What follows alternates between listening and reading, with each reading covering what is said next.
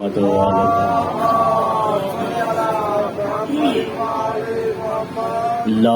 حول ولا قوة إلا بالله العلي العظيم. أعوذ بالله من الشيطان اللعين الرجيم. بسم الله الرحمن الرحيم.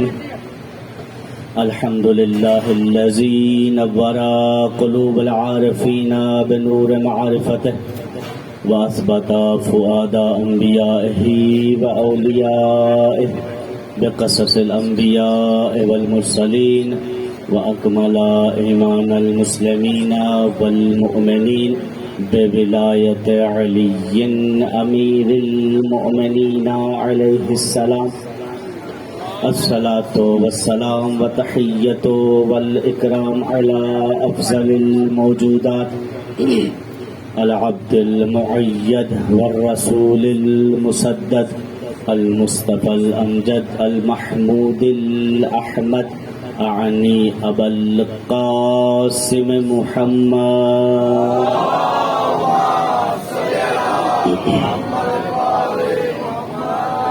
وعلى أوصيائه لا سيما بقية الله في الأرضين روحي وجسمي وأرواح العالمين لتراب مقدمه الفداء واللعنة الدائمة على أعدائهم أجمعين من الآن إلى قيام يوم الدين. أما بعد فقد قال تبارك وتعالى في كتابه المجيد وفرقانه الحميد وقوله الحق. بسم الله الرحمن الرحيم. إن الدين عند الله الإسلام. صدق الله العلي العظيم. صلوات پڑھیں محمد.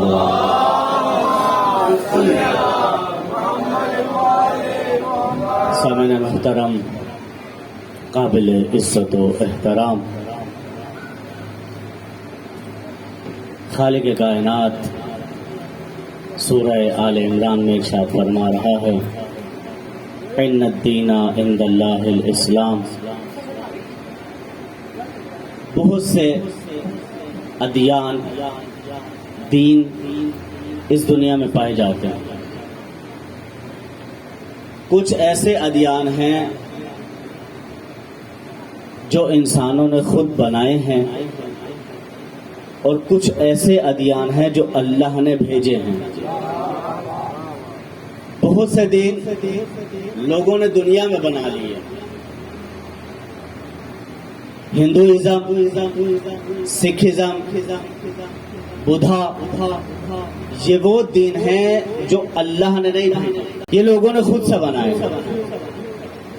یہودیت، مجوسیت، عیسائیت، اسلام، اللہ نے ان ادیان کو بھیجا. حضرت موسیٰ کی قوم پہ یہودیت آیا، حضرت عیسیٰ علیہ السلام کی امت مسیحیت بنی. حضور اکرم صلی اللہ علیہ وآلہ وسلم اللہم صلی علی محمد وآل محمد جو دین لے کر آئے وہ دین اسلام. اب ان تمام ادیان میں اللہ کو کون سا دین پسند ہے؟ چاہے وہ دنیا کے بنے ہوئے ہوں، چاہے اللہ نے بھیجے ہوں. اللہ کو بھی تو کوئی دین پسند ہونا چاہیے یا نہیں؟ جب اللہ نے سارے دین بھیجے، کچھ لوگوں نے بنا لیے، تو خدا کو بھی تو کوئی دین پسند ہونا چاہیے یا نہیں پسند ہونا چاہیے؟ تو اللہ سورہ آل عمران میں ارشاد فرما رہا ہے ان الدین عند اللہ الاسلام، کہ اللہ کو تمام ادیان میں کوئی دین پسند ہے تو دین اسلام ہے. ایک انسان دین میں رہ کر کوئی عمل انجام دیتا ہے، اس کا اثر محدود ہے. ایک مومن کوئی عمل انجام دیتا ہے کسی کے لیے، اس کا اثر محدود ہے. لیکن اگر ایک امام کسی انسان کے لیے کوئی عمل انجام دے، اس کا اثر تا قیامت باقی رہتا ہے. امام کی شخصیت ایسی ہوتی ہے۔ اب رسول خدا صلی اللہ علیہ وآلہ وسلم دین اسلام لے کر آئے، اس کا اثر ان زمانے کے لوگوں تک محدود نہ تھا، قیامت تک آنے والی جتنی بھی نسل ہوگی وہ اس اسلام کے زیر سایہ پروان چڑھے گی، اس کا اثر تا قیامت باقی رہے گا، کیونکہ یہ دین اسلام ہے، دین حق ہے۔ ما ينطق عن الهوى ان هو الا وحی یوحی کی زبان اقدس سے نکلا ہے۔ یہ وہ دین ہے کہ جس کو جھٹلا نہیں سکتے، یہ وہ دین ہے کہ جو چھپ نہیں سکتا، اس دین کو جتنا چھپاؤ گے سارے کا سارا ابھر کے سامنے آئے گا۔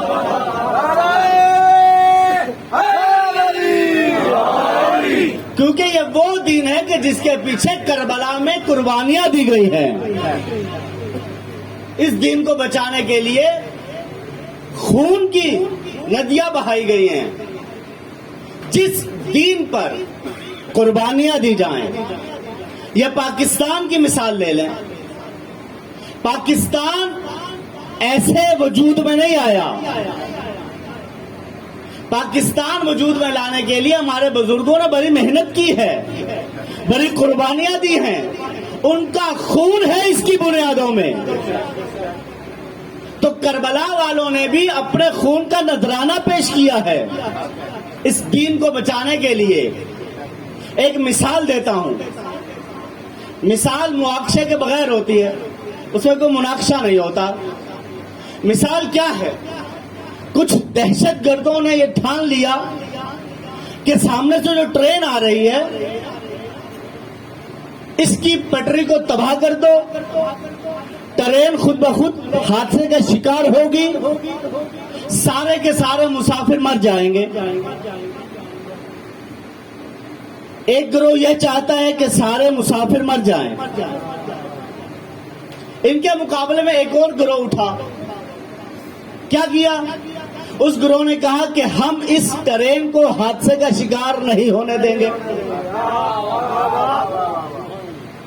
اس ٹرین کو بھی بچائیں گے، اس ریل گاڑی کو بھی بچائیں گے، اور اس میں مسافروں کو بھی بچائیں گے۔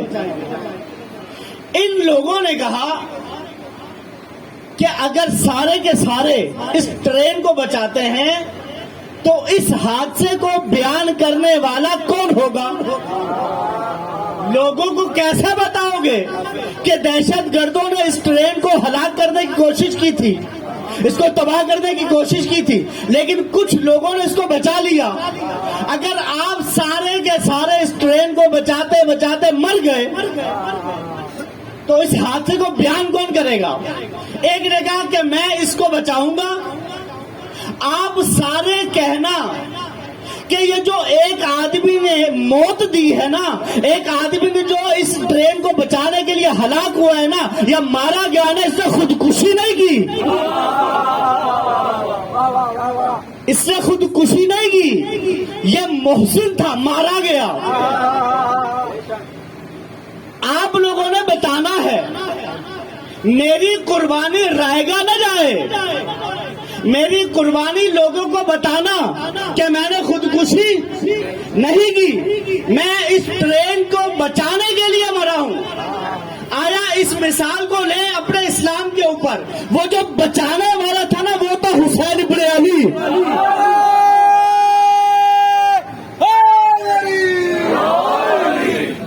وہ جو ٹرین تھی وہ تھا اسلام، اور جو اس میں مسافر تھے وہ سارے کے سارے تھے مسلمان، اور جو وہ دوسرا گروہ تھا نا جو کہہ رہا تھا کہ ہم تمہاری قربانی کو زندہ رکھیں گے، وہ تھے امام سجاد علیہ السلام۔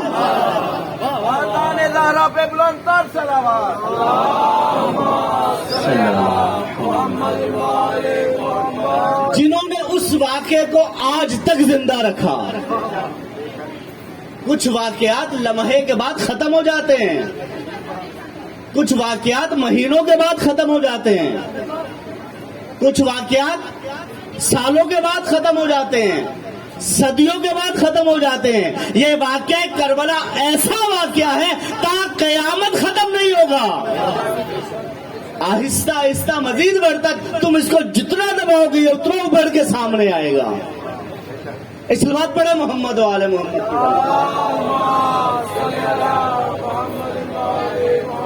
اس واقعہ کو زندہ رکھا حسین ابن علی نے، ان کی قربانی نے. اس کے بعد امام سجاد علیہ السلام نے، جناب عالیہ کے خطبوں نے، وہ خطبے آج اس واقعہ کربلا کی زندہ تاریخ بننے کے لیے بنیاد ہیں. بی بی خطبے نہ دیتی، کبھی خطبے نہ دیتی.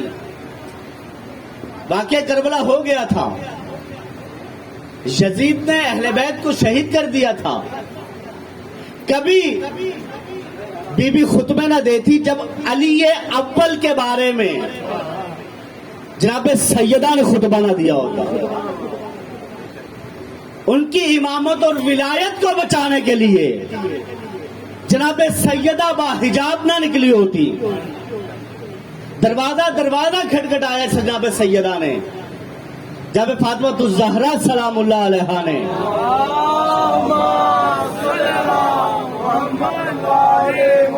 جب سارے کا سارا زمانہ چپ تھا، اس وقت جناب سیدہ نکلی، دروازے پہ گئی، اٹھو علی حق پہ ہے، اس کا ساتھ دو. علی جو خاموش ہے کسی وجہ سے خاموش ہے. جناب سیدہ نے خطبے دیے، پھر یہ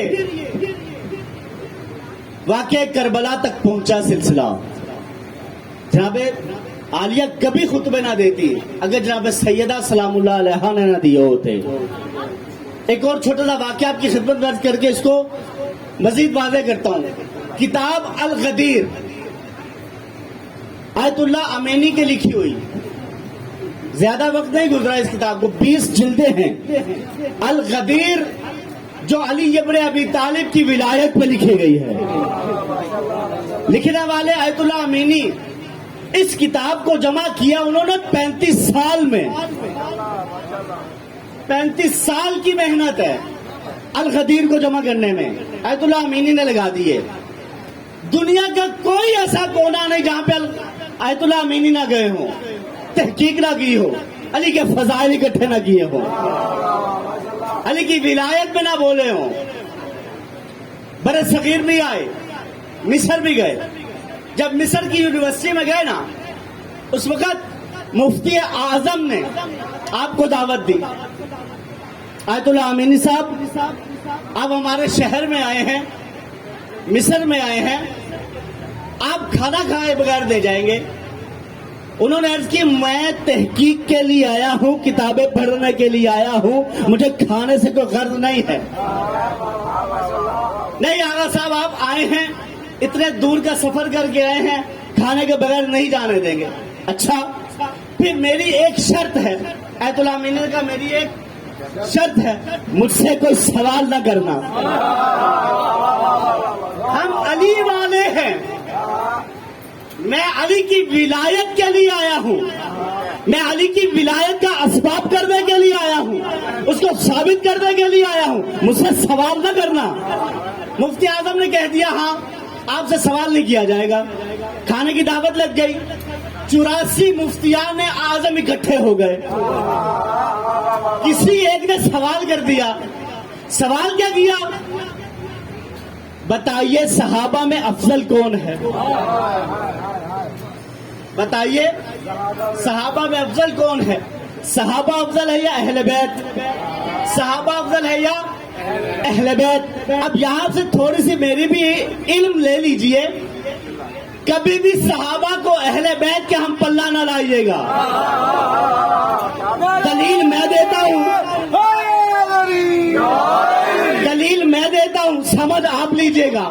کبھی بھی صحابہ کو برابری اہل بیت کو نہ کروائیے گا. وجہ یہ ہے کہ اللہ نے قرآن نازل کیا ہے، قرآن ان دونوں کے درمیان دلیل ہے. دلیل کیا ہے؟ جب کوئی آیت نازل ہوتی تھی صحابہ عمل کرتے تھے. آیت نازل ہوئی نماز پڑھو، صحابہ نے نماز پڑھی. آیت نازل ہوئی زکات دو، صحابہ نے زکات دی. آیت نازل ہوئی حج کرو. صحابہ نے حج کیا. آیت پہلے آتی تھی, عمل بعد میں ہوتا تھا. لیکن اہل بیت وہ ہستیاں ہیں پہلے عمل کرتے تھے, آیت بعد میں.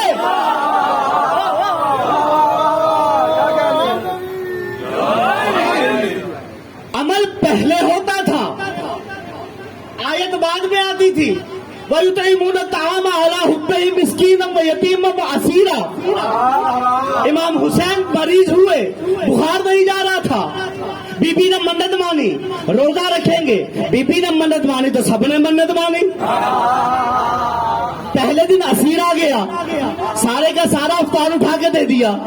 اگلے دن فقیر آ گیا, سارے کا سارا افطار اٹھا کے دے دیا. اگلے دن اسیر آ گیا, سارے کا سارا افطار اٹھا کے دیا. اللہ نے پوری آیت دہر, پوری کی پوری سورہ نازل کر دی اہل بیت کے شان میں. خاندان زہرا پہ بلند تر صلوات. اہل بیت کا عمل پہلے, آیت بعد میں. سائل مسجد نبوی سجا رہا تھا نا امید ہو کے, شکایت کر کے اللہ کی طرف دیکھ کے کہتا ہے اے اللہ تیرے گھر سے خالی جا رہا ہوں. سارے نماز پڑھ رہے تھے, سارے عبادت کر رہے تھے. امیر المومنین حالت رکوع میں تھے. حالت رکوع میں اشارہ کر کے کہا میری انگوٹھی لے جاؤ. یہ انگوٹھی کون سی انگوٹھی تھی جو حضرت سلمان نبی کو جس سے حکومت کروائی. محمد بلند تر صلوات. اللہ کو اتنی پسند آئی, اللہ نے پوری آیت نازل کر دی. پیغمبر شب ہجرت جا رہے تھے, بستر پہ علی کو سلا دیا. یہ سلانا اللہ کو اتنا پسند آیا, اللہ نے علی کی مرضیوں کو ہی خرید لیا. صلوات پڑھے محمد و آل محمد کی ذات. کبھی بھی صحابہ اور اہل بیت کو برابر نہ سمجھیے گا. اہل بیت افضل ہیں, گھر والے ہیں. جو گھر میں آیات نازل ہوئی ہیں وہ صحابہ کو نہیں پتا, بعد میں بتایا گیا. لیکن علی کو پتا تھا کہ یہ آیت نازل ہوئی ہے. ہم تھوڑی سی ایک اور جملے سنتے جائیں. جب دو قبلوں کا حکم آیا نا, بیت المقدس کی طرف رخ کر کے نماز پڑھ رہے تھے نا, نماز عصر میں اللہ نے آیت نازل کر دی, حالت نماز میں ہے کہ اے پیغمبر قبلے کو, اپنے رخ کو خانہ کعبہ کی طرف موڑ دو. رسول خدا جو بیت المقدس کی طرف رخ کر کے نماز پڑھ رہے تھے, فوراً جیسے ہی حکم آیا, صحابہ پیچھے نماز پڑھ رہے تھے, سعد امیر المومنین تھے. جیسے ہی حکم آیا, جیسے رسول خدا نے اپنا رخ انور بیت المقدس سے قبلے کی طرف موڑا, امیر المومنین نے بھی. جیسے نماز ختم ہوئی تو صحابہ کہنے لگے یا رسول اللہ, یہ پہلے بیت المقدس, اب قبلہ اول کے بعد قبلہ دوم کیسے؟ لیکن امیر المومنین نے تو آپ کے پاس ساتھ تھوڑا ہی رخ چینج کیا. اب مجھے نہیں پتا, آیت جو نازل ہوتی علی بھی سن رہے تھے. چمن چمن گلی گلی, نگر نگر گلی گلی, نعرہ حیدری, یا علی یا علی یا علی. اس واقعے کو, کربلا کو زندہ رکھا تو کربلا والوں نے زندہ رکھا. کربلا کے بعد واقعہ, کربلا کے بعد واقعہ ختم ہو جاتا. غدیر کو بھی تو ختم کر دیا انہوں نے. اگر کربلا کا واقعہ ان ہستیوں نے زندہ نہ کیا ہوتا. جب دربار یزید پہ گئی ہے نا بی بی, تو بی بی نے خطبے دیے. امام سجاد علیہ السلام نے خطبہ دیا, اس سے پہلے بی بی نے خطبہ دیا. بی بی نے خطبہ دیا اس لیے کہ میرا بیٹا سجاد خطبہ دے سکے. بی بی نے ماحول بنا دیا, کیونکہ یہ امام ہیں, ان کی حفاظت کرنا بی بی زینب پہ فرض تھا. جب بی بی زینب نے خطبہ دیا نا, اس وقت یزید بار بار پوچھنے لگا یہ کون ہے، یہ کون بی بی ہے جو بار بار خطبہ دے رہی ہے؟ اس وقت کسی نے کہا یہ علی کی بیٹی ہے، زینب عالیہ ہے۔ تو اس کمینے نے سلام کیا، اس کمینے نے سلام کیا۔ بی بی نے کہا میں تم سے کلام کرنا گوارا نہیں کرتی، تمہارے سلام کا جواب دے دوں؟ میں تو تجھ سے کلام کرنا گوارا نہیں کرتی۔ اب مجھے صرف اتنا بتائیے جو بل پاس کروا رہے ہیں، جو کہہ رہے ہیں کہ بل پاس کرو، اہل بیت کے دشمنوں پہ لعنت، امام زہرا پہ بلند صلوات، جو کسی نہ کسی طریقے سے یزید کو رضی اللہ بنانا چاہتے ہیں، جو کسی نہ کسی طریقے سے کہتے ہیں کہ یزید بھی صحابہ کی صف میں شامل ہو جائے۔ ہم یزید کو لعنت اللہ علیہ مانتے ہیں، پرچے ہوتے تو کرواؤ ہم پہ پرچے، ہمیں کوئی فکر نہیں ہے۔ ہم یزید کو کبھی صحابی نہیں بننے دیں گے جس نے اہل بیت کو قتل کیا۔ تم لاکھ بل پاس کروا لو، عمر قید کروا لو، ہمیں کوئی پرواہ نہیں ہے۔ جس کو بی بی سلام کا جواب نہ دے تم رضی اللہ بنانے پہ لگے ہوئے ہو۔ سلام کا جواب دینا واجب ہے، سلام کا جواب دینا واجب ہے، مسلمان کے اوپر سلام کا جواب دینا واجب ہے۔ یا بی بی کو یہ پتا نہیں تھا کہ ان کی نانا کی شریعت میں مسلمان کا سلام کا جواب دینا واجب ہے، تو بی بی جواب نہیں دے رہی۔ وجہ یہ تھی کہ بی بی خود سمجھ ہی نہیں رہی تھی کہ مسلمان ہے۔